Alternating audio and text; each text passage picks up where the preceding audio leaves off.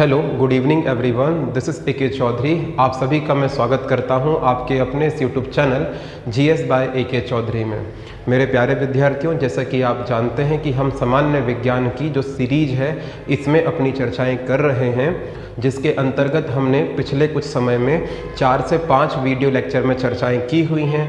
मैं आपको यहाँ पर यह भी बताना चाहूँगा कि यह जो सामान्य विज्ञान की हमारी सीरीज है इसकी प्लेलिस्ट बना दी गई है। अब आप यूट्यूब चैनल में प्लेलिस्ट वाले सेक्शन में अगर जाते हैं तो प्लेलिस्ट वाले सेक्शन में आपको सामान्य विज्ञान की पूरी प्लेलिस्ट मिल जाएगी, जहां पर जाकर आप सारे वीडियोस को टॉपिक वाइज आप अटेम्प्ट कर पाएंगे। चलिए आगे बढ़ते हैं और बातचीत कर लेते हैं कि यह वीडियो लेक्चर किन एग्जामिनेशंस को ध्यान में रखते हुए बनाया जा रहा है। दोस्तों, यह वीडियो लेक्चर आपके अपकमिंग एग्जामिनेशन जैसे कि RPF SI, constable, MPPSC pre, इसके बाद में अगर आप एमपीएसआई की तैयारी कर रहे हैं तो यह वीडियो लेक्चर उसके लिए भी इम्पॉर्टेंट होगा। इसके साथ ही अगर आप एसएससी के किसी एग्जामिनेशन में बैठने वाले हैं तो मेरे प्यारे दोस्तों, यह वीडियो लेक्चर एसएससी के एग्जामिनेशन के लिए भी इम्पॉर्टेंट है। ठीक है, चलिए आगे बढ़ते हैं और कुछ चर्चाएं करते हैं हमारे आज के वीडियो लेक्चर में। जैसे कि आप जानते हैं कि हमारा आज का वीडियो लेक्चर पाचन तंत्र पर आधारित है, तो मैं यहाँ पर आपको बताना चाहूँगा कि पाचन तंत्र के आपको 2 वीडियो लेक्चर्स मिलेंगे, जिसमें से एक वीडियो लेक्चर आज का होगा और दूसरा वीडियो लेक्चर आपको 1 से 2 दिन के अंदर अंदर इसी यूट्यूब चैनल पर मिल जाएगा।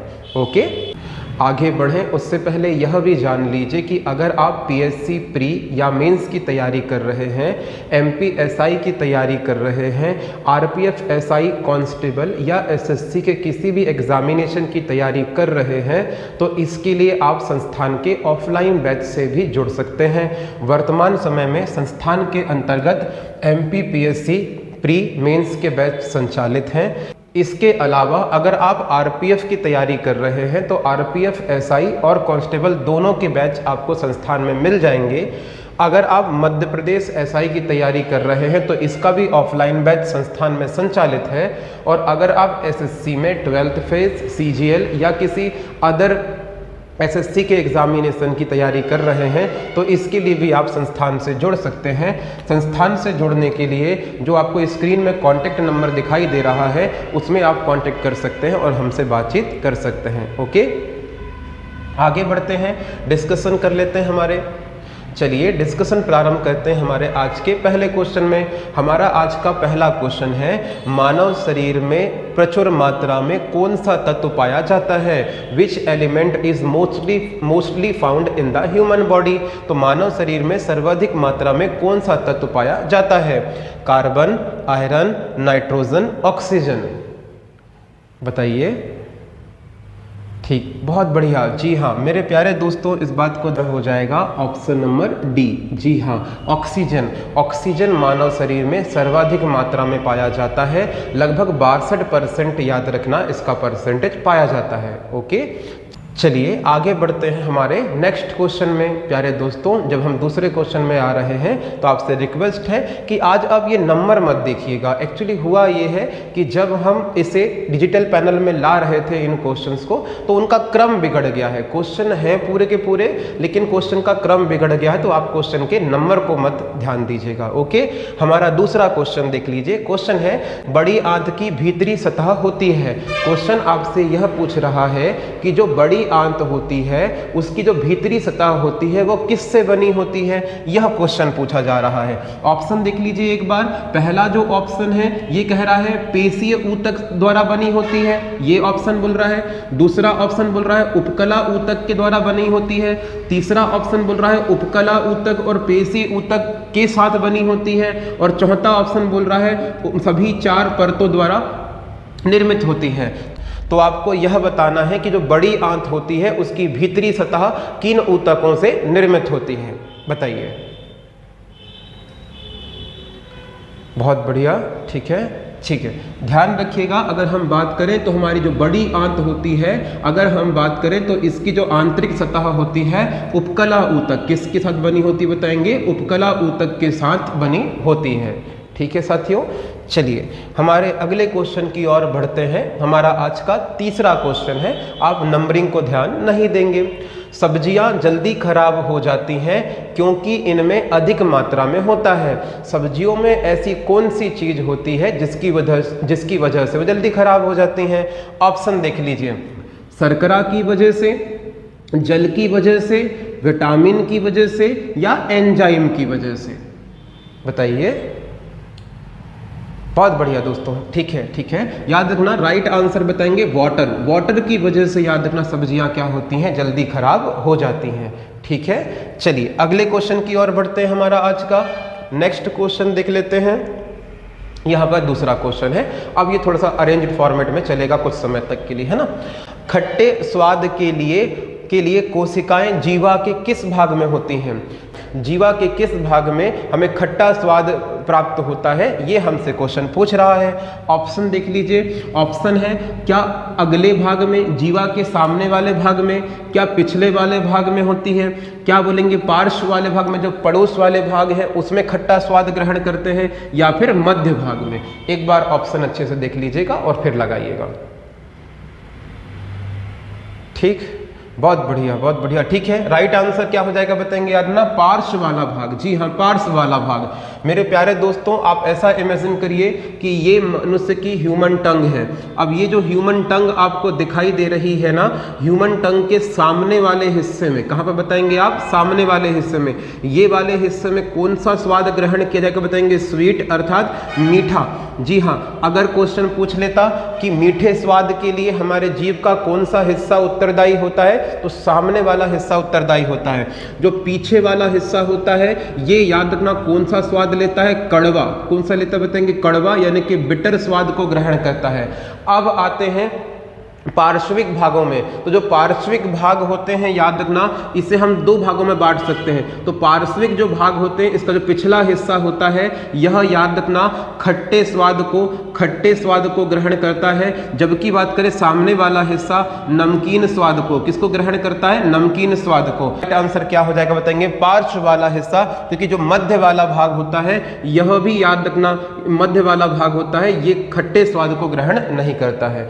ओके है, चलिए तो एक बार रिवाइज कर लेते हैं। जीभ का सामने वाला हिस्सा मीठे स्वाद को, पीछे वाला हिस्सा कड़वे स्वाद को, पार्श्व वाला हिस्सा खट्टे स्वाद को, और पार्श्विक भागों का अग्र हिस्सा किसको ग्रहण करेगा बताएंगे? नमकीन स्वाद को ग्रहण करता है। यहां पर आप यह भी जानना चाहेंगे कि क्या सर एग्जामिनेशन में इस तरह के क्वेश्चन बनते हैं? डेफिनेटली मेरे प्यारे दोस्तों, एग्जामिनेशन में भी इस तरह के क्वेश्चंस पूछे जाते हैं। ये देख लीजिए, एक एग्जामिनेशन में क्वेश्चन पूछा गया था, जीभ के किस भाग का स्वाद कड़वा होता है, यानी कि जीभ का कौन सा हिस्सा होता है जो कड़वे स्वाद को ग्रहण करता है। हमने थोड़ी देर पहले डिस्कशन करे हैं, पीछे का जो हिस्सा होता है वो कड़वे स्वाद को ग्रहण करेगा, अग्र वाला जो भाग होता है यह मीठे स्वाद को ग्रहण करेगा, और जो पार्श्विक भाग होते हैं यह नमकीन और खट्टे स्वाद के लिए उत्तरदायी होते हैं।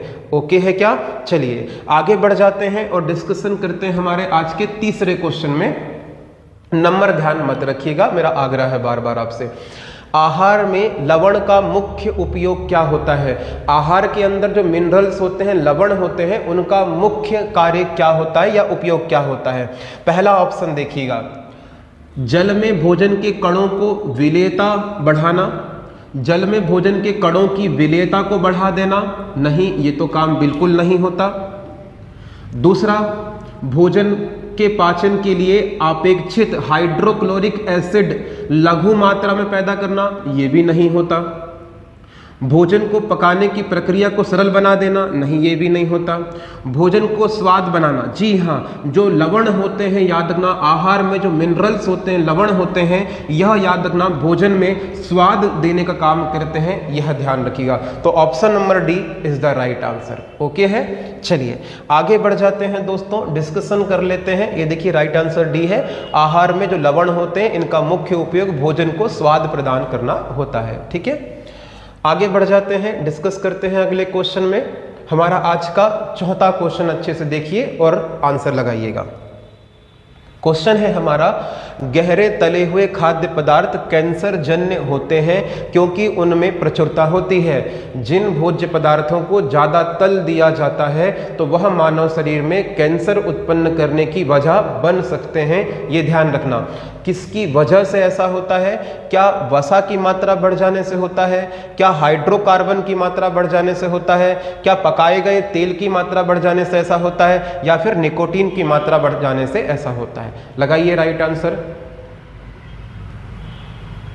बहुत बढ़िया मेरे प्यारे दोस्तों, ध्यान रखना, वसा की मात्रा बढ़ जाने से। किसकी मात्रा बढ़ जाने से? वसा। जी हाँ, वसा की मात्रा बढ़ जाने से याद रखना जो भोज्य पदार्थ होते हैं वह कैंसर जन्य हो जाते हैं। अच्छा, कैंसर क्या होता है यह भी आपको जानकारी में होना चाहिए।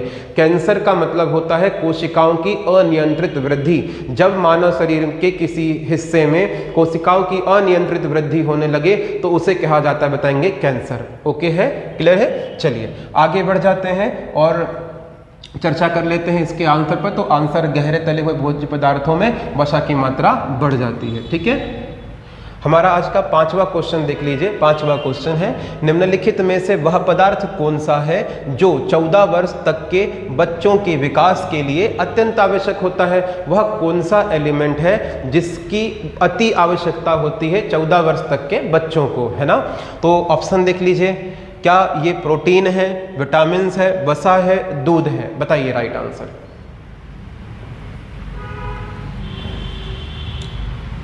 ऑप्शन है प्रोटीन है, वसा है, विटामिन है, दूध है, बताइए। ठीक, राइट आंसर हो जाएगा, बताएंगे प्रोटीन। जी हाँ, देखिए जो मानव शरीर का निर्माण होता है, मांसपेशियों का सर्वाधिक निर्माण होता है, वह याद रखिएगा बचपन के कालखंड से लेकर 14 वर्ष तक की अवधि में होता है। इस दौरान मांसपेशियों का अत्यधिक निर्माण होता है और मांसपेशियों के लिए उत्तरदायी जो एलिमेंट है वो कौन सा? बताएंगे प्रोटीन है। इसीलिए प्रोटीन की अति आवश्यकता होती है 0 वर्ष से बोलेंगे 14 वर्ष तक के बच्चों में। क्लियर है बातें? और यह भी ध्यान रखिए कि प्रोटीन की खोज किसने की थी? तो प्रोटीन की खोज जे वॉल्जियस नामक वैज्ञानिक ने की थी। प्रोटीन की कमी से होने वाले रोग कौन से होते हैं? तो क्वार्सियोरकर और मरासमस। क्वार्सियोरकर और मरासमस जो है बताएंगे ये प्रोटीन की कमी से होने वाले रोग हैं। ओके साथियों, चलिए अगले क्वेश्चन की ओर बढ़ते हैं। हमारा आज का 6ठा क्वेश्चन देख लेते हैं। नाइट्रोजनी आहार है, आपको यह बताना है कि निम्नलिखित में से कौन सा आहार नाइट्रोजन से भरपूर पाया जाता है? बोलेंगे कार्बोहाइड्रेट, लिपिड, प्रोटीन, लवण। बताइए राइट आंसर क्या है? नाइट्रोजनी आहार क्या है? तो नाइट्रोजनी आहार क्या है, हमसे ये क्वेश्चन पूछा जा रहा है, तो ध्यान रखिएगा इस बात का। राइट आंसर हो जाएगा प्रोटीन। जी हाँ, प्रोटीन। प्रोटीन की बातचीत करें तो प्रोटीन अमीनो अम्ल से मिलकर बनता है और अमीनो अम्ल जो होते हैं याद रखना इनमें किसकी मात्रा भरपूर होती है? बताएंगे तो बोलेंगे नाइट्रोजनी पदार्थों की। नाइट्रोजनी पदार्थों की इनमें मात्रा भरपूर होती है, ध्यान रखना। चलिए आगे बढ़ते हैं और डिस्कस करते हैं हमारा आज का अगला क्वेश्चन। हमारा आज का नेक्स्ट क्वेश्चन है, लाल चने में कौन सा एंजाइम पाया जाता है? देखिए यहाँ पर मैं स्पष्ट करना चाहूँगा कि ये चने की कोई वैरायटी नहीं है। लाल चना किसको बोलते हैं? तो ध्यान रखना अरहर और मूंग को। अरहर और मूंग को याद रखना लाल चना कहते हैं। अब क्वेश्चन क्या पूछ रहा है कि लाल चने में कौन सा एंजाइम पाया जाता है? एंजाइम पूछ रहा है ना, तो पहले तो आप अंडरलाइन कर लीजिए कि वो हमसे एंजाइम पूछ रहा है। ऑप्शन देख लीजिए, यूरियस, जाइमेस, माल्टेज और डाइस्टेज। लगाइए आंसर। कौन सा एंजाइम है जो लाल चने में सर्वाधिक मात्रा में पाया जाता है? ठीक है, राइट आंसर क्या बताएंगे? डाइस्टेज। क्या बताएंगे? डाइस्टेज। जी हाँ, यह एक एंजाइम होता है जो किसमें हमको देखने मिलेगा? तो मूंग में और अरहर में। किसमें देखने मिलेगा? मूंग में, अरहर में। इस क्वेश्चन को देख लीजिए, लाल चने में डाइस्टेज नामक एंजाइम पाया जाता है। लाल चने को अरहर और तूर के नाम से भी हम जानते हैं। ठीक है, और किसकी मात्रा भरपूर होगी इसमें? इसमें प्रोटीन भरपूर मात्रा में हमें देखने को मिल जाएगा। ओके, हमारा आज का 9वां क्वेश्चन देख लीजिए, एंजाइम होते हैं, तो एंजाइम क्या है ये आपसे क्वेश्चन पूछा जा रहा है। मेरे प्यारे दोस्तों, अगर आप पूरे वीडियो लेक्चर्स को देखते हुए चल रहे हैं, पिछले वीडियो लेक्चर्स का आपने रिवीजन किया हुआ है, तो मैं इस बात का आपको आश्वासन देता हूं कि आपको ये क्वेश्चन बन जाएगा। जी, हमने पिछले वीडियो लेक्चर में भी ये क्वेश्चन डिस्कस किया था कि एंजाइम क्या होते हैं। तो क्या ये सूक्ष्म जीव है? बिल्कुल नहीं। क्या ये कार्बनिक यौगिक है? बिल्कुल नहीं। फफूंद है? बिल्कुल नहीं। राइट आंसर क्या हो जाएगा बताएंगे? प्रोटीन है। जी हाँ, तो ध्यान रखना, एंजाइम क्या होते हैं बताएंगे? प्रोटीन होते हैं, यह ध्यान रखिएगा दोस्तों। अगले क्वेश्चन की ओर आगे बढ़ते हैं। तो एंजाइम होते हैं, ध्यान रखना, मुख्य रूप से प्रोटीन होते हैं। अगले क्वेश्चन की ओर आगे बढ़ते हैं। हमारा नेक्स्ट क्वेश्चन है, मानव में लार ग्रंथियों की संख्या कितनी होती है? आराम से सोचिएगा और फिर आंसर लगाइएगा। मानव में लार ग्रंथियों की संख्या कितनी होती है? क्या 2 जोड़ी होती है, 3 जोड़ी होती है, 4 जोड़ी होती है? ये आपको बताना है, बताइए। ठीक, आपके आंसर बिल्कुल सही हैं, सटीक आंसर आपके आ रहे हैं। मानव में जो लार ग्रंथियां होती हैं दोस्तों, इनकी संख्या बताएंगे कितनी होती है? तो इनकी संख्या अगर पूछेगा तो 6 बताइएगा। अगर जोड़ी पूछ ले कितनी जोड़ी में पाई जाती है?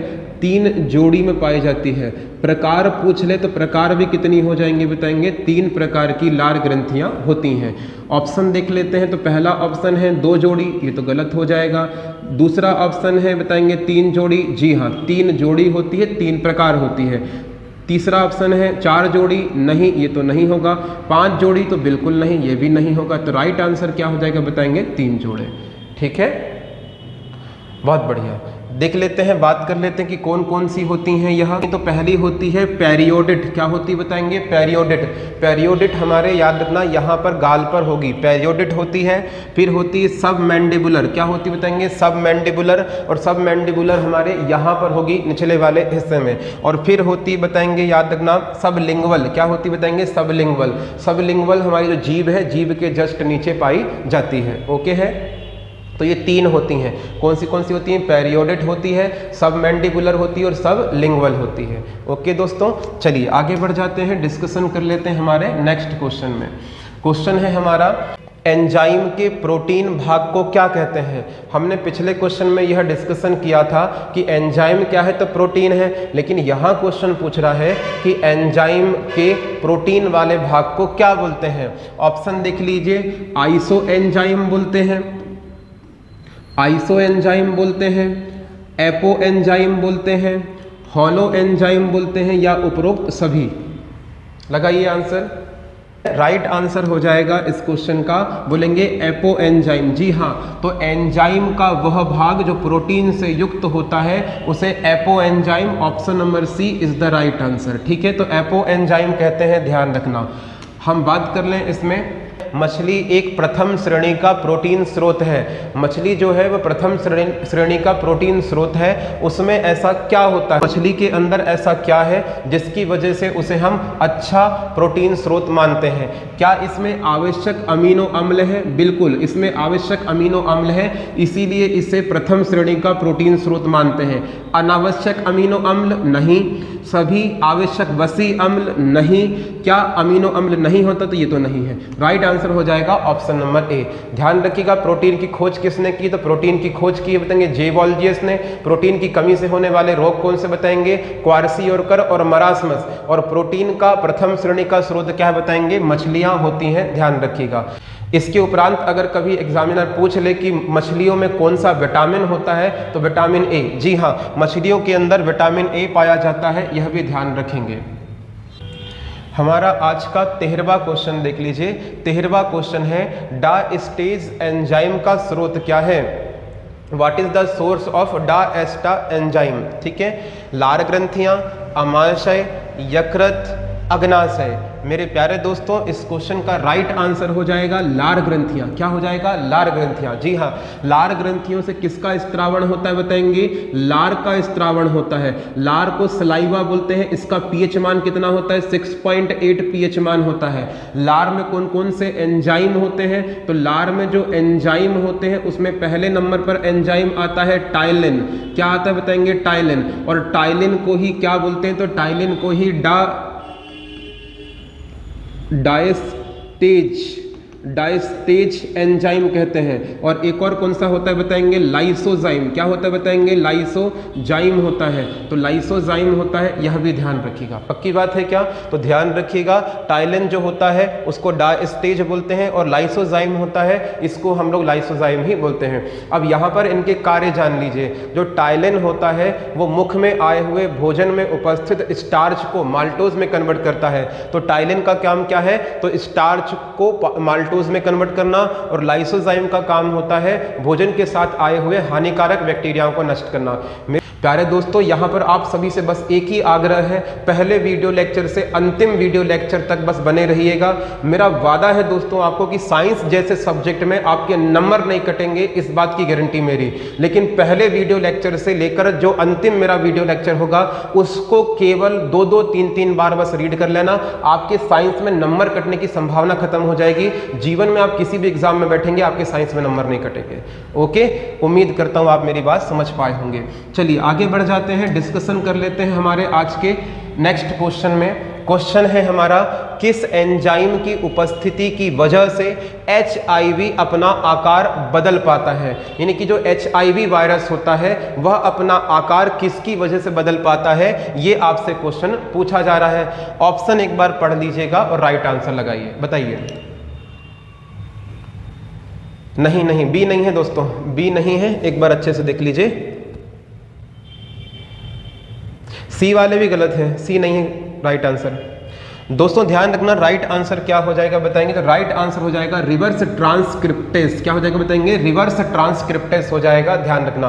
तो रिवर्स ट्रांसक्रिप्टेस क्या है, एक प्रकार का एंजाइम है और इसकी उपस्थिति की वजह से जो वायरस होता है, HIV वायरस होता है, वह अपना आकार मूव कर पाता है। ठीक है, यानी कि आकार बदल पाता है। ठीक है, चलिए आगे बढ़ जाते हैं, लिख लेते हैं अगले क्वेश्चन में।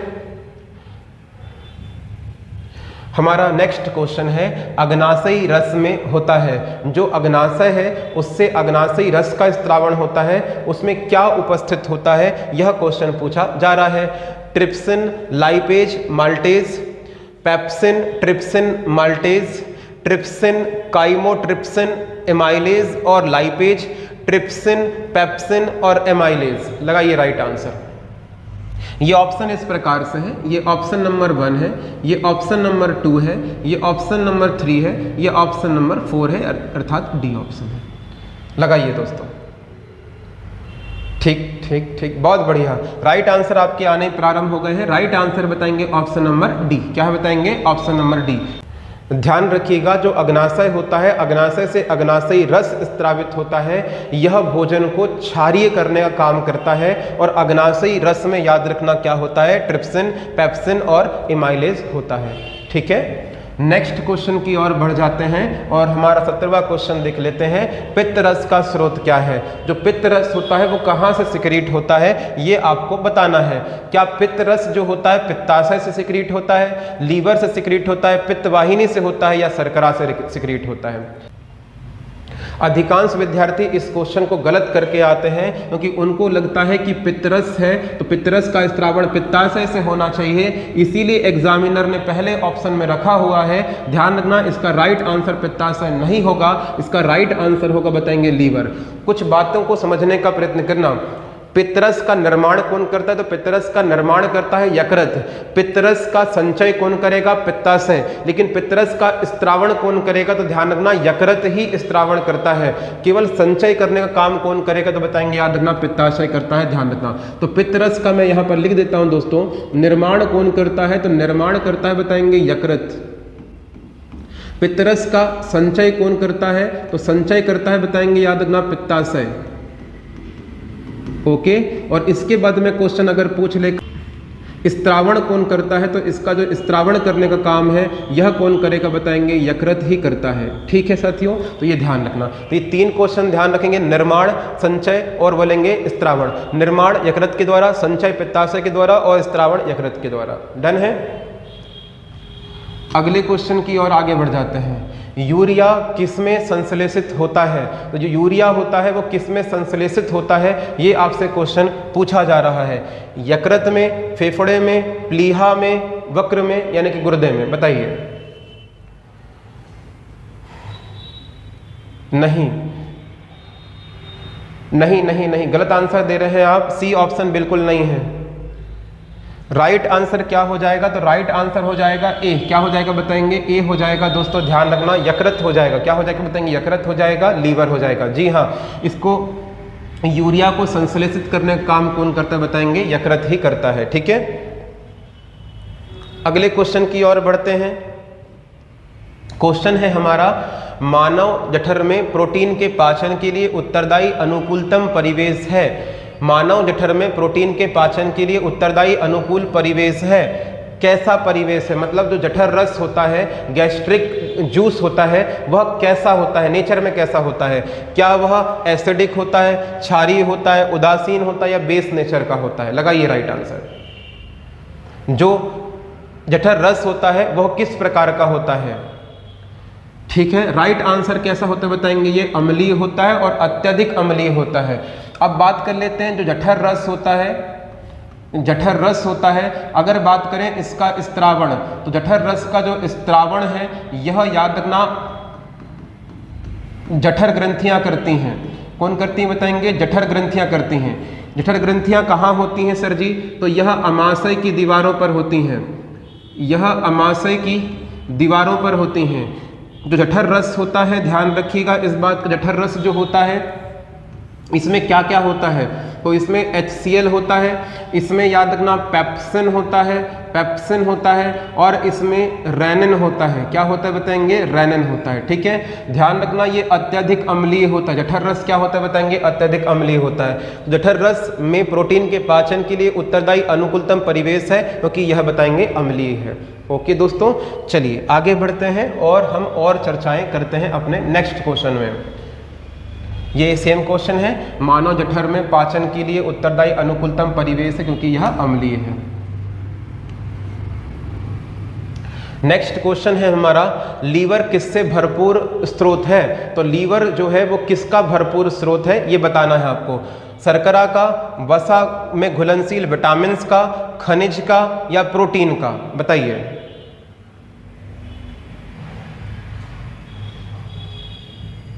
ठीक है, बहुत बढ़िया। राइट आंसर क्या हो जाएगा बताएंगे? शर्करा बिल्कुल नहीं है, खनिज बिल्कुल नहीं है, प्रोटीन बिल्कुल नहीं है, वसा में घुलनशील विटामिन का। अगर हम बात करें विटामिन्स की, तो विटामिन्स जो होते हैं वह दो प्रकार से हम इनको बांट सकते हैं। पहले होते हैं जल में घुलनशील विटामिन, और दूसरे होते हैं बताएंगे याद रखना वसा में घुलनशील विटामिन। जल में घुलनशील जो विटामिन होते हैं यह बी और सी होते हैं, और बात करेंगे वसा में घुलनशील कौन से हैं, तो बताएंगे ए है, डी है, ई है और के है। क्या आप समझ पा रहे हैं मेरी बात को? तो याद रखना विटामिन जो है वो वसा में घुलनशील कौन से हैं? ए, डी, ई, के है, और ये सारे के सारे कहां पर अवेलेबल होते हैं बताएंगे? लीवर में अवेलेबल होते हैं। ओके दोस्तों, क्लियर है? चलिए आगे बढ़ जाते हैं नेक्स्ट क्वेश्चन की ओर।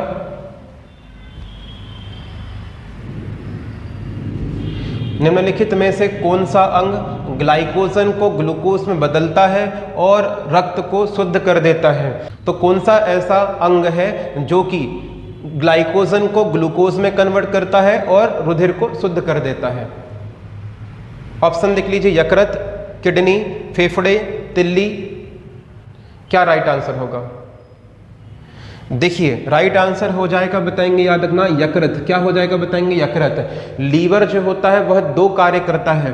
कौन कौन से कार्य करता है? तो पहला कार्य करता है जब रुधिर में याद रखना किसकी मात्रा बढ़ जाए, तो बोलेंगे ग्लूकोज की मात्रा बढ़ जाती है, तो इस बढ़े हुए ग्लूकोज को किस में कन्वर्ट कर देता है बताएंगे? ग्लाइकोजन में कन्वर्ट कर देता है। ओके है। और अगर बात करें जब कभी रुधिर में ग्लूकोज की मात्रा क्या हो जाती है बताएंगे? याद रखना कम हो जाती है, तो ऐसी स्थिति में जो ग्लाइकोजन है इसको पुनः याद रखना ग्लूकोज में कन्वर्ट कर देता है। तो कहने का मतलब ये हुआ कि जब मानव रुधिर में ग्लूकोज की मात्रा ज़्यादा होगी तो इस ग्लूकोज को ग्लाइकोजन में कन्वर्ट कर दिया जाएगा, और जब ग्लूकोज की मात्रा कम हो जाएगी तो ग्लाइकोजन को पुनः ग्लूकोज में कन्वर्ट कर देंगे। तो राइट आंसर क्या हो जाएगा बताएंगे? Liver is the right answer. ठीक है, अगले क्वेश्चन की ओर चलते हैं। टेबल शर्करा किस प्रकार की शर्करा है? तो टेबल शर्करा किस प्रकार की शर्करा है, यह क्वेश्चन पूछा जा रहा है। ऑप्शन देख लीजिए, फ्रक्टोज, गैलेक्टोज, ग्लूकोज और सुक्रोज। लगाइए राइट आंसर। टेबल शर्करा किस प्रकार की शर्करा है?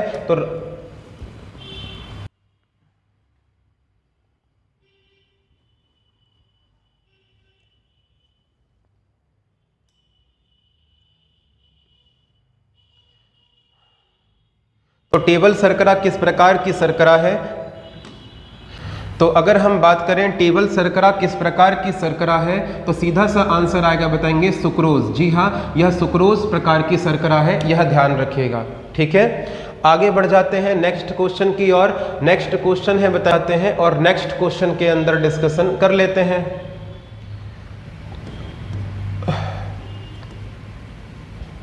नेक्स्ट क्वेश्चन की ओर आगे बढ़ते हैं। टेबल शर्करा किस प्रकार की शर्करा है? तो टेबल शर्करा किस प्रकार की शर्करा है, यह क्वेश्चन पूछा जा रहा है। क्या यह फ्रक्टोज टाइप की शर्करा है, गैलेक्टोज टाइप की शर्करा है, ग्लूकोज टाइप की शर्करा है या फिर सुक्रोज टाइप की शर्करा है? बताइए। राइट आंसर हो जाएगा सुक्रोज। याद रखना क्या हो जाएगा? सुक्रोज। जी हाँ, याद रखना जो टेबल शर्करा होती है, सुक्रोज एक कार्बनिक यौगिक है जिसे सामान्य तौर पर हम टेबल शर्करा के नाम से जानते हैं। तो टेबल शर्करा क्या है बताएंगे? सुक्रोज प्रकार की शर्करा है। अगले क्वेश्चन की ओर आगे बढ़िएगा। खाद्य प्रोटीन के दो सबसे प्रमुख समृद्ध स्रोत क्या हैं, ये बताना है। यानी कि जो प्रोटीन है इसके सबसे अच्छे स्रोत कौन कौन से हैं, ये बताइएगा। अंडा, मांस, दूध, सब्जियां, सोयाबीन, मूंगफली, एक प्रकार का शैवाल और अन्य सूक्ष्मजीव। बताइए। ठीक है, राइट आंसर क्या हो जाएगा? तो इस क्वेश्चन का राइट आंसर हो जाएगा सोयाबीन और मूंगफली। जी हाँ, सोयाबीन और जो मूंगफली होती है, याद रखना यह प्रोटीन के सबसे अच्छे समृद्ध स्रोत में शामिल है। ठीक है दोस्तों, ध्यान रखिएगा। ऑप्शन नंबर सी हो जाएगा। अगले क्वेश्चन की ओर आगे बढ़ जाते हैं और अगला क्वेश्चन हम देख लेते हैं। हमारा क्वेश्चन है, निम्नलिखित में से कौन सा एक रेशेदार प्रोटीन है? आपसे वो बोल रहा है कि इन प्रोटीन को देख लीजिए, ये सारे के सारे प्रोटीन हैं, इनमें से कौन सा रेशेदार प्रोटीन है? Haemoglobin, albumin, carotene, enzyme. बताइए।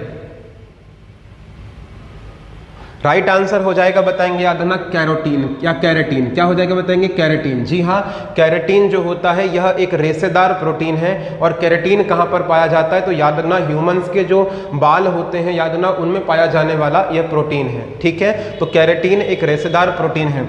अगर हम चर्चा करें कि एल्बुमिन कहाँ पर पाया जाता है, तो यह रुधिर में पाया जाने वाला प्रोटीन है। याद रखना जो हीमोग्लोबिन है यह भी रुधिर में पाया जाता है, यह ध्यान रखना। और इसके बाद में एंजाइम की बात करें तो याद रखना यह तो पूरे मानव शरीर में एंजाइम पाए जाते हैं। ठीक है, नेक्स्ट क्वेश्चन की ओर आगे बढ़ते हैं। हमारा आज का 26वां क्वेश्चन है, निम्नलिखित में से कौन सा द्रव्य त्वचा की परत को जल के लिए अभेद्य बना देता है? तो कौन सा द्रव्य है या कौन सा एलिमेंट है जो त्वचा के अंदर पानी जाने से रोकता है, ये बताना है आपको। क्या वो कैलोजन है, मेलानिन है, कैरेटीन है या काइटिन है? आराम से सोचिए और बताइए। ठीक, नहीं, ऑप्शन नंबर ए बिल्कुल नहीं है दोस्तों। राइट आंसर क्या हो जाएगा बताएंगे? याद रखना, बोलेंगे केराटिन। क्या होता है बताएंगे? केराटिन। जी हाँ, जो केराटिन होता है याद रखना यह मानव त्वचा को, याद रखिएगा, जल के लिए अभेद्य बना देता है। मानव त्वचा के अंदर जो जल है वो अंदर एंटर नहीं कर पाता, तो केराटिन होता है। अगर यहाँ पर बात करें मेलानिन की, तो मेलानिन मानव त्वचा का रंग निर्धारित है। जी हाँ, मानव त्वचा का रंग निर्धारित कौन करता है? मेलानिन करता है। अगर त्वचा में मेलानिन की मात्रा ज़्यादा होगी तो रंग श्याम होगा, और अगर याद रखना मेलानिन की मात्रा कम होगी तो रंग कैसा होगा? गौर होगा। जो पृथ्वी का भूमध्य रेखीय क्षेत्र है, जहाँ पर साल में 2 वर्ष सूर्य का प्रकाश सीधे पड़ता है, तो इस वजह से ज़्यादा तापमान होने की वजह से वहाँ के क्षेत्र के जो लोग हैं उनके शरीर में मेलानिन की मात्रा ज़्यादा होती है, अर्थात उनका रंग श्याम होता है। और ठंडे प्रदेश अर्थात जो पृथ्वी के ध्रुवीय क्षेत्र हैं वहाँ पर सूर्य का प्रकाश ज़्यादा नहीं पहुँच पाता, इसीलिए वहाँ पर रहने वाले जो लोग होते हैं उनके शरीर का जो रंग होता है वो गौर होता है। ओके दोस्तों, चलिए, उम्मीद करता हूँ आप मेरी बात समझ पाए होंगे। Right answer. अगले क्वेश्चन की ओर चलते हैं। हमारा आज का 27वां क्वेश्चन है, निम्नलिखित में से किस भारी धातु की विषाक्तता से यकृत सोराइसिस रोग होता है? यानी किस एलिमेंट के ज़्यादा होने की वजह से यकृत सोराइसिस रोग होता है हमारे शरीर में, ठीक है? क्या कॉपर के होने की वजह से होता है, लेड के होने की वजह से, शर्करा या जिंक? आराम से राइट आंसर लगाइए और बताइए। बताइए राइट आंसर क्या होगा। ठीक दोस्तों, राइट आंसर बताएंगे कॉपर। जी हाँ, तांबा की मात्रा ज्यादा हो जाने से, तांबा की मात्रा ज्यादा हो जाने से कौन सा रोग होता है बताएंगे? यकृत रोग होता है। क्या क्वेश्चन एग्जामिनेशन में पूछ सकता है? क्वेश्चन पूछ सकता है सोराइसिस रोग का संबंध किससे है? तो याद रखना लीवर से है। क्वेश्चन पूछेगा सोराइसिस रोग किसकी अधिकता से होने से होता है? तो बताएंगे, याद रखना, बोलेंगे तांबा के होने की वजह से होता है। ठीक है, चलिए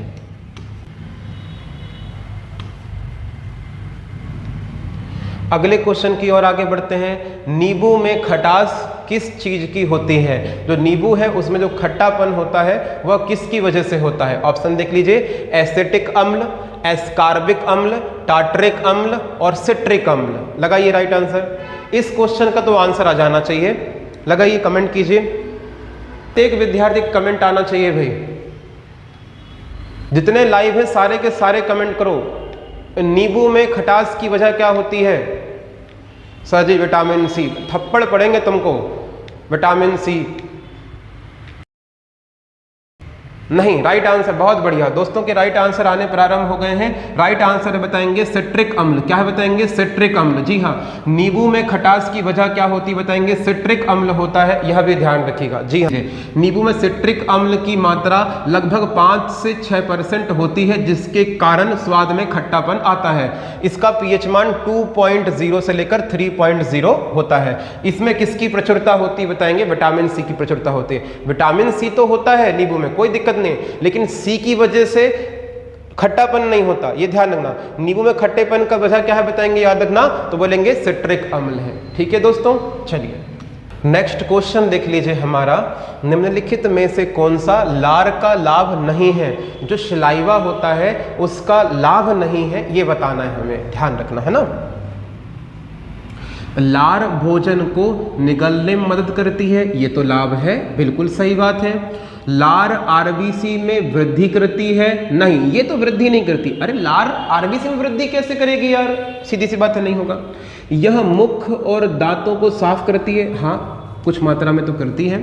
यह होठों तथा जीभ की गति को अनुकूल बनाकर बोलने में हेल्प करती है। अरे बिल्कुल सही बात है जी, बिल्कुल सही बात है।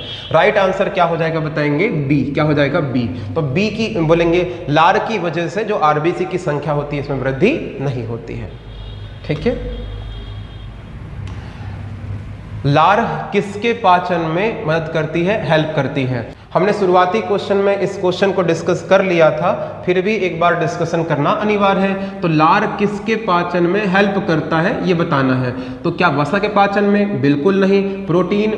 बिल्कुल नहीं। विटामिन? बिल्कुल नहीं। स्टार्च? जी हाँ, लार के अंदर क्या पाया जाएगा? टाइलिन। क्या पाया जाएगा? टाइलिन। और टाइलिन क्या काम करेगा? स्टार्च को किस में कन्वर्ट कर देगा? स्टार्च को माल्टोज में कन्वर्ट कर देगा, माल्टोज में कन्वर्ट कर देगा। क्या आप समझ पाते हैं मेरी बातों को?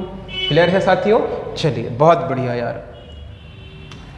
अगले क्वेश्चन की ओर आगे बढ़ते हैं और चर्चा करते हैं। ध्यान रखना, हमारे 31वें क्वेश्चन पे, मुख से निकली हुई लार पाचन करती है, किसका पाचन करती है ये बताना है। तो हमने पिछले ही क्वेश्चन में डिस्कशन किया हुआ है कि ये स्टार्च के पाचन में सहयोग करती है। अच्छा, इसके अंतर्गत मैं आपको कुछ नए फैक्ट बताने का प्रयत्न करता हूँ।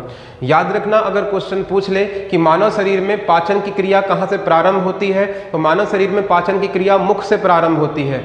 मानव शरीर में जो पाचन है इसका प्रारंभ कहां से होता है बताएंगे? याद रखना, मुख से प्रारंभ होता है। मानव शरीर में सबसे पहले किसका पाचन होता है? तो कार्बोहाइड्रेट का पाचन होता है। कार्बोहाइड्रेट के प्रकार में किसका पाचन प्रारंभ होता है बताएंगे? स्टार्च का, जिसे मंड बोल देते हैं। ठीक है, तो दो चीजें मैंने बताया।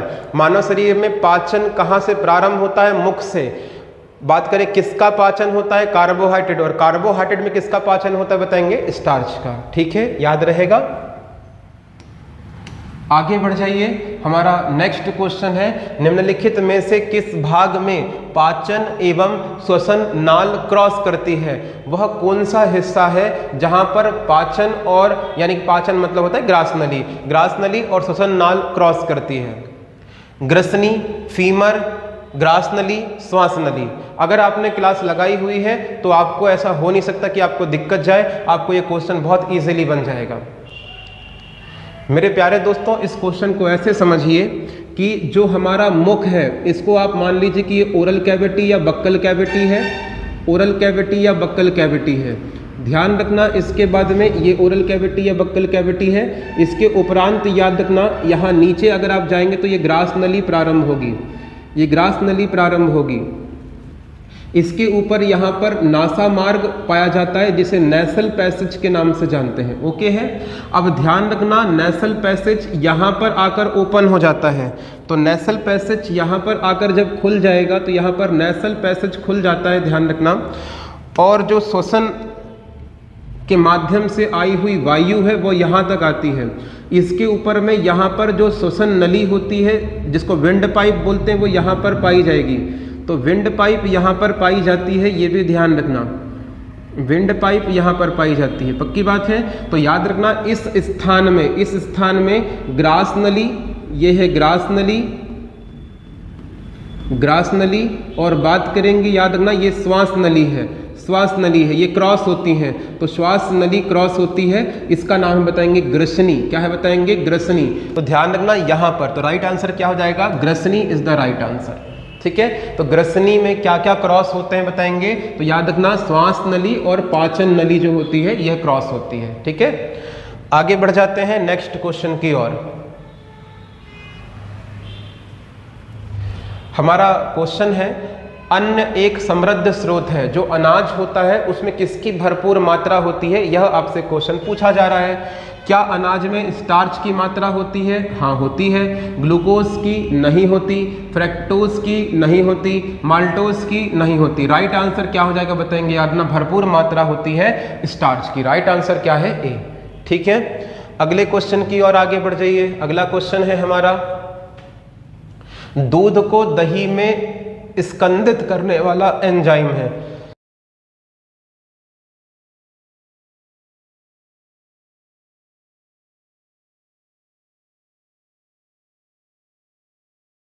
दूध को दही में स्कंदित करने वाला एंजाइम बताना है।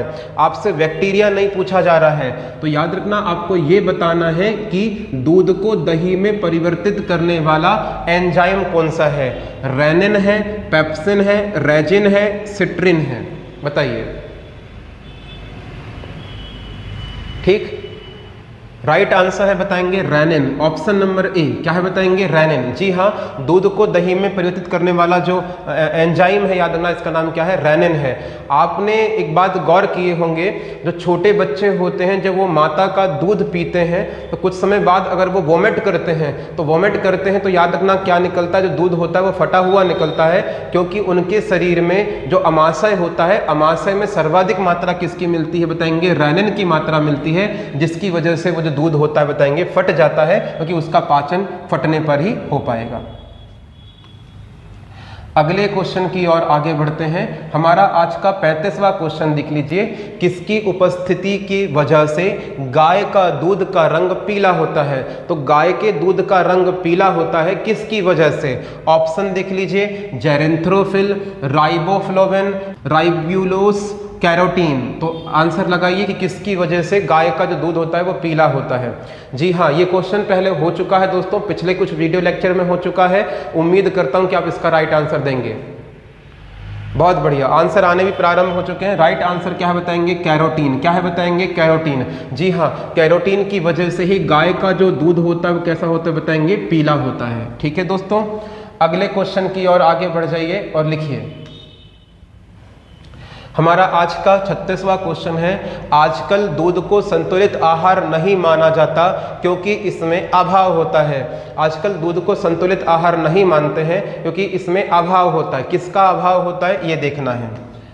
मैग्नीशियम और विटामिन का, आयरन का और विटामिन सी का, कैल्शियम का और विटामिन सी का, आयरन का और विटामिन ई का। लगाइए राइट आंसर। ठीक नहीं दोस्तों, गलत आंसर आ रहा है आपका आयरन का और विटामिन सी का। तो जो दूध होता है इसमें आयरन और विटामिन सी नहीं होता, इसीलिए इसको संतुलित आहार नहीं माना जाता है, ये ध्यान रखना। Option number B is the right answer. चलिए आ जाइए हमारे 37वें क्वेश्चन में, फटे हुए दूध में क्या होता है। ये क्वेश्चन एग्जामिनेशन में कम से कम 5 से 6 बार पूछा गया है। चलिए मैं आपको दिखाता हूं कि ये देखिए क्वेश्चन एग्जामिनेशन में आया है। एमपी पटवारी जो 2023 हुई थी उसमें 17 मार्च 2023 का जो पेपर था उस पेपर के अंदर क्वेश्चन पूछा गया था, ध्यान रखिएगा। क्वेश्चन क्या था, फटे हुए दूध में होता है एसिडिक एसिड, बोलेंगे tartaric acid, citric acid, lactic acid. लगाइए राइट आंसर क्या होगा जी। ये क्वेश्चन आए हैं दोस्तों, बिल्कुल आए हुए, जितने क्वेश्चन डिस्कस करते हुए चल रहे हैं सारे के सारे एग्जामिनेशन के क्वेश्चन हैं। तो राइट आंसर हो जाएगा इस क्वेश्चन का, बताएंगे lactic acid, option number D. क्या हो जाएगा बताएंगे, ऑप्शन नंबर डी। तो ध्यान रखना दोस्तों, जो लैक्टिक एसिड होता है यह उपस्थित होता है, बताएंगे किसमें, बोलेंगे फटे हुए दूध में होता है। ठीक है, तो दूध में लैक्टिक एसिड होता है, ये ध्यान रखना। अगले क्वेश्चन की ओर आगे बढ़ते हैं। हमारा आज का 38वां क्वेश्चन देख लेते हैं। क्वेश्चन है निम्नलिखित में से किसको आरबीसी की कब्रगाह कहते हैं। तो आरबीसी की कब्रगाह किसे कहा जाता है, ये ध्यान रखना। आरबीसी की कब्रगाह किसे कहते हैं, क्या फीमर को बोलते हैं? तो फीमर तो एक अस्थि होती है, इसको तो बिल्कुल ही नहीं बोल सकते। प्लीहा, जी हाँ प्लीहा को बोलते हैं, मस्तिष्क को नहीं बोलते, हृदय को नहीं बोलते। तो राइट आंसर क्या हो जाएगा बताएंगे, याद रखना आरबीसी की कब्रगाह बोलते हैं प्लीहा को। मेरे प्यारे दोस्तों, अधिकांश समय में विद्यार्थियों को दिक्कत रहती है। मैं कुछ बातें और बताना चाहूंगा आपको कि अगर क्वेश्चन कभी पूछ ले what is the full form of RBC, तो आरबीसी का फुल फॉर्म होता है रेड ब्लड कार्पोसेल्स। क्या होता है बताएंगे, रेड ब्लड कार्पोसेल्स होता है। अगर बात करें आरबीसी का जीवन काल कितना होता है, तो आरबीसी का जो जीवन काल होता है याद रखना वो 20 से 120 दिन। कितना होता है, 20 से 120 दिन होता है। इसका जन्म कहां पर होता है, तो इसका जन्म होता है बताएंगे, याद रखना कहां पर, अस्थि मज्जा में। और अस्थि मज्जा में कहां पर होता है बताएंगे, लाल अस्थि मज्जा में। इंग्लिश वाले साथी बोन मैरो ध्यान रखेंगे, तो रेड बोन मैरो में आरबीसी का निर्माण होता है। कार्य क्या होता है आरबीसी का, तो O2 और CO2 का परिवहन, O2 का परिवहन, जी हाँ O2 के परिवहन में आरबीसी मुख्य भूमिका निभाता है। और इसकी मृत्यु कहां पर होती है, तो इसकी मृत्यु हमें कहां पर देखने मिलेगी बताएंगे, प्लीहा में। कहां पर होती है, प्लीहा में होती है। इसीलिए आरबीसी की कब्रगाह किसको बोलते हैं बताएंगे, प्लीहा अर्थात स्प्लीन को बोलते हैं। क्लियर है मेरे प्यारे दोस्तों, ध्यान रखिएगा, बार बार रिवाइज करिए चीजों को, आपको चीजें ऑटोमेटिकली याद हो जाएंगी। ठीक है, नेक्स्ट क्वेश्चन की ओर। हमारा आज का 40वां क्वेश्चन देख लीजिए, मोस्ट इंपॉर्टेंट क्वेश्चन है। अस्थियों और दांतों में मौजूद रासायनिक द्रव्य कौन सा है। तो अस्थियों और दांतों में रासायनिक द्रव्य जो मौजूद है इसका नाम क्या है, तो याद रखना राइट आंसर क्या हो जाएगा बताएंगे, कैल्शियम फास्फेट। क्या हो जाएगा, कैल्शियम फास्फेट। कैल्शियम क्लोराइड बिल्कुल नहीं है, कैल्शियम सल्फेट बिल्कुल नहीं है, कैल्शियम बोरेट बिल्कुल नहीं है। तो अस्थियों और दांतों में मजबूती के लिए रासायनिक द्रव्य कैल्शियम फास्फेट होता है। पक्की बात है दोस्तों। चलिए अगले क्वेश्चन की ओर आगे बढ़ते हैं। क्वेश्चन है हमारा, ये सेम ही क्वेश्चन है, अस्थियों और दांतों की बात करेंगे तो याद रखना कैल्शियम फास्फेट पाया जाएगा। ठीक है, हमारा क्वेश्चन है अगला, निम्नलिखित में से कौन सा एक किसी भी पाचक एंजाइम का स्त्रावण नहीं करता। ये स्त्रावण है, स्त्रावण नहीं करता है। तो क्वेश्चन कह रहा है निम्नलिखित में से कौन सा एक किसी भी पाचक एंजाइम का स्त्रावण नहीं करता। यकृत बिल्कुल नहीं, ये पाचक एंजाइम का स्त्रावण बिल्कुल नहीं करता है।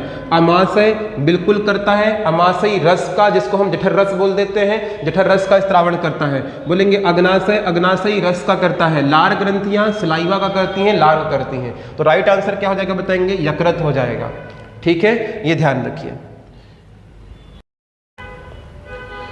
चलिए नेक्स्ट क्वेश्चन की ओर बढ़ते हैं। नेक्स्ट क्वेश्चन है हमारा, कार्बोहाइड्रेट के अलावा हमारे आहार में ऊर्जा का एक मुख्य स्रोत क्या होता है।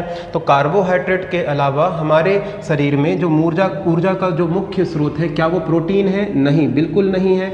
वसा है? जी हाँ। खनिज है? बिल्कुल नहीं। विटामिन है? नहीं। ध्यान रखना, हमारे शरीर में जो ऊर्जा प्रदान करने का कार्य करेगा सबसे अधिक वह कार्बोहाइड्रेट करता है।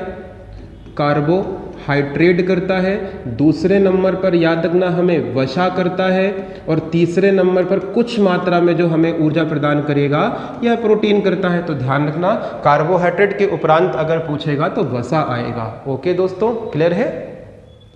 अगले क्वेश्चन की ओर बढ़ते हैं। हमारा आज का 43वां क्वेश्चन है, मानव शरीर अपनी अधिकांश ऊर्जा वनस्पति भोजन से किस रूप में प्राप्त करता है? तो मानव शरीर अपनी अधिकांश ऊर्जा वनस्पति भोजन के रूप में किससे प्राप्त करता है? प्रोटीन से बिल्कुल नहीं, खनिज से बिल्कुल नहीं, विटामिन से बिल्कुल नहीं, कार्बोहाइड्रेट से। किससे है बताएंगे? कार्बोहाइड्रेट से है। तो मानव शरीर अपनी अधिकांश ऊर्जा प्राप्त करता है, बताएंगे किसके रूप में? कार्बोहाइड्रेट के रूप में। ठीक है भैया, चलिए नेक्स्ट क्वेश्चन की ओर चलते हैं। हमारा आज का 44वां क्वेश्चन है, हमारे शरीर में ऊर्जा निम्न में से कौन देता है? तो हमारे शरीर में ऊर्जा कौन देता है? क्या विटामिन ऊर्जा देता है? नहीं। जल देता है? बिल्कुल नहीं। कार्बोहाइड्रेट? जी हाँ, कार्बोहाइड्रेट हमें ऊर्जा प्रदान करता है, और प्रोटीन भी हमें ऊर्जा प्रदान करता है। चलिए अगले क्वेश्चन की ओर आगे बढ़ते हैं। हमारा आज का 45वां क्वेश्चन देख लेते हैं। हमारा आज का 45वां क्वेश्चन देख लीजिए। क्वेश्चन है, किसी एथलीट को बोलेंगे तात्कालिक यानी कि क्षणिक ऊर्जा के लिए निम्नलिखित में से क्या दिया जाना चाहिए? किसी एथलीट को तत्काल इंस्टेंट एनर्जी अगर चाहिए तो उसके लिए उसे क्या देना चाहिए? ये क्वेश्चन पूछ रहा है। क्या उसे कार्बोहाइड्रेट देना चाहिए? क्या उसे वसा देना चाहिए? क्या उसे प्रोटीन देना चाहिए या फिर विटामिन देना चाहिए? तो ध्यान रखना, इंस्टेंट एनर्जी के लिए, तत्काल ऊर्जा के लिए उसे कार्बोहाइड्रेट देना चाहिए। कार्बोहाइड्रेट इंस्टेंट एनर्जी देता है, ये ध्यान रखिएगा। अगर बात करें कार्बोहाइड्रेट किससे मिलकर बना हुआ है, तो ये कार्बन, हाइड्रोजन और ऑक्सीजन का संगठक है। कितने अनुपात में बनता है सर जी? तो 1:1:2:1 के अनुपात में बनता है।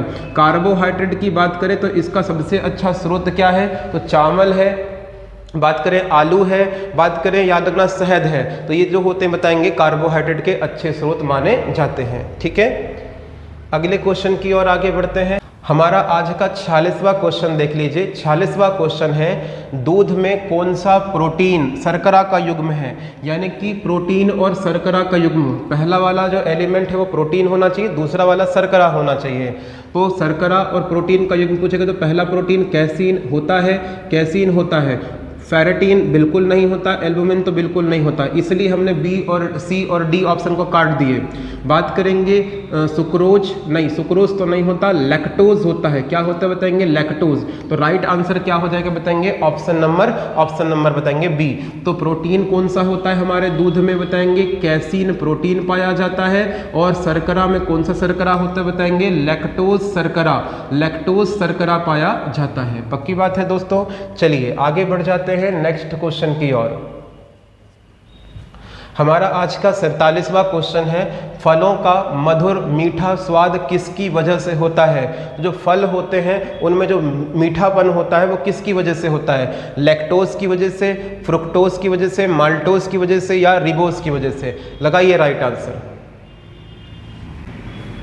राइट आंसर हो जाएगा बताएंगे ऑप्शन नंबर बी। क्या हो जाएगा बताएंगे? Option number B. तो फ्रुक्टोज जो होता है इसकी वजह से फलों में क्या होता है बताएंगे? मीठापन पाया जाता है। पक्की बात है दोस्तों, देख लीजिए इसको।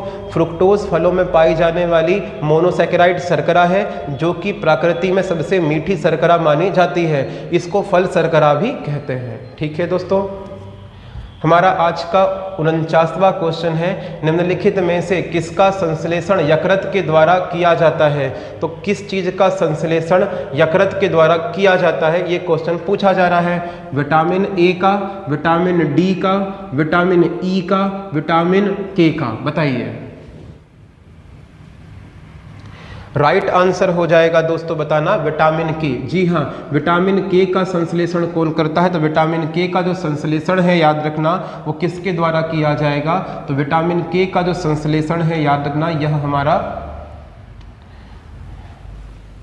इस क्वेश्चन का राइट आंसर हो जाएगा विटामिन के। जी हाँ, तो विटामिन के का संश्लेषण यकृत के द्वारा किया जाता है। ठीक है, देख लीजिए, यकृत विटामिन के का संश्लेषण करता है। विटामिन के खून का, रक्त का थक्का जमाने में सहायता करता है। ठीक है, अगले क्वेश्चन की ओर आगे बढ़ते हैं और हमारा 50वां क्वेश्चन देख लेते हैं। हमारा आज का 50वां क्वेश्चन है तंतु आहार में शामिल है। जो तंतु आहार है उसमें क्या शामिल है? ग्लाइकोजन, सेल्यूलोज, प्रोटीन या वसा? बताइए। ठीक, राइट आंसर हो जाएगा, बताएंगे सेल्यूलोज। क्या हो जाएगा? बताएंगे सेल्यूलोज। जी हाँ, तंतु आहार के रूप में क्या शामिल है? बताएंगे सेल्यूलोज होता है। ठीक है दोस्तों, अगले क्वेश्चन की ओर बढ़ते हैं। हमारा आज का, माफी चाहते हैं, तो सेल्यूलोज इसका राइट आंसर हो जाएगा। सेल्यूलोज एक पॉलीसैकेराइड शर्करा है जो ग्लूकोज से बना होता है। यह तंतु आहार के रूप में लिया जाता है। ठीक है, हमारा 51वां क्वेश्चन देख लीजिए। हमारे शरीर में त्वचा की सतह के नीचे जो वसा होता है वो किसके विरुद्ध अवरोधक का काम करता है?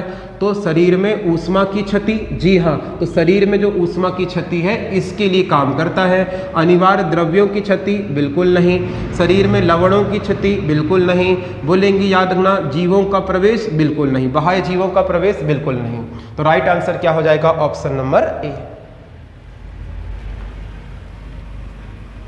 हमारा आज का 52वां क्वेश्चन है किस विटामिन की अनुपस्थिति में कैल्शियम की कमी होती है? तो किस विटामिन की अनुपस्थिति में कैल्शियम की कमी होती है, ये हमसे क्वेश्चन पूछ रहा है। तो vitamin D, vitamin C, vitamin E और विटामिन बी। ये ऑप्शन कुछ इस प्रकार से बनेंगे, ए, बी, सी और डी। बताइए किस विटामिन की कमी से कैल्शियम रोग हो जाएगा? किस विटामिन की कमी से कैल्शियम की कमी होती है? तो सीधी सी बात है विटामिन डी। तो विटामिन डी की कमी से याद रखना कैल्शियम की कमी होती है, और कैल्शियम की कमी होने की वजह से जो हमारी अस्थि होती है, अस्थि क्या हो जाती है? बताएंगे कमजोर। जो हमारी अस्थि होती हैं यह कमजोर हो जाती हैं। क्या सहमत हैं आप बातों से? ठीक है, चलिए अगले क्वेश्चन की ओर आगे बढ़ जाते हैं और लिखते हैं हमारा आज का 53वां क्वेश्चन। छोटी आंत के 3 भाग होते हैं, उसका पहला भाग क्या कहलाता है? जी हाँ, हमारी जो छोटी आंत होती है, अगर हम इसके बारे में बात करें तो छोटी आंत में अंतिम पाचन होता है। जी हाँ, मानव शरीर में पाचन कहाँ से प्रारंभ हुआ था? मुख से। कुछ देर पहले हमने बात करे थे, मानव शरीर में भोजन का पाचन होता है मुख से, खत्म कहाँ पर होता है? छोटी आंत में। ये ध्यान रखना। अच्छा, छोटी आंत के कितने हिस्से होते हैं? तो इसके 3 हिस्से होते हैं, और इसके 3 हिस्से की बात करें तो पहले हिस्से का नाम क्या है? बताएंगे ग्रहणी है। ग्रहणी, इसे इंग्लिश में ड्यूडेनम बोलते हैं। तो ध्यान रखना, जो हमारा पहला हिस्सा होता है इसे ड्यूडेनम बोलते हैं, जेजुनम बोलते हैं और इलियम बोलते हैं। जी हाँ, हमारी छोटी आंत के 3 हिस्से हैं, ड्यूडेनम है, जेजुनम है और, तो राइट आंसर क्या हो जाएगा? बताएंगे ग्रहणी हो जाएगा। ठीक है, अगले क्वेश्चन की ओर आगे बढ़ जाते हैं और अगला क्वेश्चन देख लेते हैं। 54वां क्वेश्चन है हमारा, खालिस्तान एक प्रोटीन की कमी से होने वाला रोग है। तो कौन सा ऐसा रोग है जो याद रखना प्रोटीन की कमी से होता है? प्रोटीन की कमी से होने वाले रोग मैं आपको पहले से बताते हुए आ रहा हूं। प्रोटीन की खोज जे वॉल्जियस ने की थी। प्रोटीन की कमी से होने वाला रोग क्वार्सियोरकर और मरास्मस है। तो क्वार्सियोरकर और मरास्मस में ऑप्शन में देख लीजिए, पहला ऑप्शन है पाजी, तो याद रखना ये बिल्कुल नहीं होता। दूसरा है बताएंगे खून की कमी, बिल्कुल नहीं होता। बोलेंगे क्वार्सियोरकर, बिल्कुल क्वार्सियोरकर और मरास्मस। तो राइट आंसर क्या हो जाएगा? बताएंगे क्वार्सियोरकर। अगले क्वेश्चन की ओर आगे बढ़ जाते हैं। ठीक है, और अगले क्वेश्चन में डिस्कशन कर लेते हैं। हमारा आज का 56वां क्वेश्चन है, आहार नाल के सबसे बड़े भाग का नाम बताइए। तो जो आहार नाल है इसका सबसे बड़ा भाग क्या होता है? बड़ी आंत, छोटी आंत, यकृत या फिर पेट? आप ये जानना चाहेंगे सर आहार नाल क्या होती है? मेरे प्यारे दोस्तों, मुख से लेकर जो ये एनस है, गुदा है, याद रखना, यहाँ तक का जो भाग होता है इसको हम लोग क्या बोलते हैं? बताएंगे, याद रखना, इसको हम आहार नाल बोलते हैं। आहार नाल में क्या क्या आता है? तो आहार नाल जो है, आहार नाल में क्या क्या आता है? तो इसमें याद रखना मुख आता है, जिसे हम लोग मुख गुहा बोलते हैं, बक्कल कैविटी बोलते हैं, इसे बक्कल कैविटी बोलते हैं, मुख आता है। दूसरे नंबर पर याद रखना क्या आती है? ग्रसनी आती, जिसे ईसोफेगस बोल देते हैं। फिर ग्रास नली आती है, जिसे फूड पाइप बोलते हैं। ध्यान रखना, यहाँ पर अगर आप देखेंगे तो ये मुख है तो ये आ जाएगा। फिर ये बोलेंगे, याद रखना क्या आ जाएगा, तो बताएंगे यहाँ पर जो आ जाएगा इसको ग्रसनी बोल देंगे। ये वाला जो हिस्सा है इसको बोलेंगे, याद रखना, ग्रास नली बोल देंगे। इसके उपरांत में क्या आ जाएगा बताएंगे, अमाशय। क्या आ जाएगा, अमाशय आ जाएगा। अमाशय के उपरांत में याद रखना छोटी आंत आएगी, और छोटी आंत के उपरांत में क्या आ जाएगा बताएंगे, बड़ी आंत आ जाएगी। तो बड़ी आंत आ जाएगी। तो ध्यान रखना ये पूरे जो हिस्से होते हैं ये किसके अंतर्गत आते हैं, तो यह पूरे के पूरे हिस्से आहार नली के अंतर्गत आते हैं। ठीक है भैया, तो ध्यान रखिएगा ये आहार नाल के अंतर्गत आते हैं। तो राइट आंसर क्या हो जाएगा, छोटी आंत। छोटी आंत की जो लंबाई होती है, चर्चा की जाए छोटी आंत की लंबाई कितनी होती है, तो 6.25 होती है। तो इसकी याद रखना जो लंबाई होती है 6.25 होती है, ध्यान रखना। अगले क्वेश्चन की ओर आगे बढ़ते हैं। हमारा आज का नेक्स्ट क्वेश्चन है, भोजन का पूर्ण पाचन कहाँ पर होता है। मैंने पिछले क्वेश्चन में आपको बताया दोस्तों कि भोजन का जो पूर्ण पाचन है ये छोटी आंत में होता है। भोजन का पाचन प्रारंभ कहाँ पर होता है, तो मुख में होता है, और खत्म कहाँ पर होता है, तो खत्म बताएंगे छोटी आंत में होता है। ये ध्यान रखना, ठीक है। अगले क्वेश्चन की ओर आगे बढ़िए। हमारा क्वेश्चन है, यकृत द्वारा निकलने वाला बाइल जूस का क्या कार्य होता है। जो पित्त रस होता है, इस पित्त रस का मुख्यतः कार्य क्या होता है, यह भोजन को क्षारीय करता है। जी हाँ, यह कार्य होता है इसका कि ये भोजन को क्षारीय करता है। अम्लीय बिल्कुल नहीं करता, भोजन को तोड़ने का कार्य बिल्कुल नहीं करेगा। इनमें से कोई नहीं तो बिल्कुल नहीं आएगा। राइट आंसर, यह भोजन को याद रखना क्षारीय करने का काम करता है। यहाँ पर दो फैक्ट और याद रखिएगा कि याद रखेंगे, अगर हम बात करें पित्तरस, तो पित्तरस का निर्माण किसने किया है, यकृत ने। संचय किसने किया है, पित्ताशय ने। और स्त्रावण किसने किया है, तो स्त्रावण करा है यकृत ने। ओके, ध्यान रखिएगा। नेक्स्ट क्वेश्चन की ओर चलते हैं। मानव शरीर में निम्नलिखित में से कौन सा एंजाइम प्रोटीन पाचन शुरू करता है। तो मानव शरीर में निम्नलिखित में से कौन सा एंजाइम प्रोटीन का पाचन प्रारंभ करता है। पाचन की क्रिया नहीं बोला है, प्रोटीन का पाचन। तो प्रोटीन के पाचन में मुख्य भूमिका कौन निभाएगा बताएंगे, पेप्सिन। कौन निभाएगा, पेप्सिन। कहाँ पर पाचन प्रारंभ, अगर हम बात करें प्रोटीन का पाचन, तो प्रोटीन का जो पाचन होता है वह कहाँ पर होता है बताएंगे, अमाशय में होता है। अब जो अमाशय की दीवारें होती हैं, अमाशय की दीवारें होती हैं, इन दीवारों पर क्या पाया जाएगा बताएंगे, जठर ग्रंथि पाई जाएगी, गैस्ट्रिक ग्लैंड्स पाई जाती हैं। और जठर ग्रंथि किसका स्त्रावण करती हैं बताएंगे, जठर रस का स्त्रावण करती हैं। और जठर रस में क्या होता है, जो जठर रस के अंदर होता है बताएंगे, पेप्सिन होता है, रेनिन होता है, और क्या होता है बताएंगे, HCl हाइड्रोक्लोरिक अम्ल होता है। ठीक है, तो याद रखना जो पेप्सिन होता है यह प्रोटीन के पाचन के लिए उत्तरदायी होता है। अगले क्वेश्चन की ओर आगे बढ़िए। क्वेश्चन नंबर 60वां है, निम्नलिखित में से कौन सी ग्रंथि इंसुलिन के उत्पादन के लिए जिम्मेदार होती है। जो शरीर में शर्करा के उपापचय के लिए जिम्मेदार मुख्य हार्मोन्स है। क्वेश्चन पूछा जा रहा है कि जो इंसुलिन है इसका स्त्रावण किसके द्वारा होता है। तो इंसुलिन का स्त्रावण क्या अग्नाशय करता है, पिट्यूटरी ग्रंथि करती है, लार ग्रंथि करती है, या आंत ग्रंथि करती है। सीधी सी बात है, याद रखना कौन करता है बताएंगे, याद रखना अग्नाशय करता है। अग्नाशय के अंदर पाई जाने वाली संरचना का नाम क्या है बताएंगे, तो लैंगर-हैंस की द्वीपिका है। लैंगर-हैंस की द्वीपिका है, द्वीपिका है।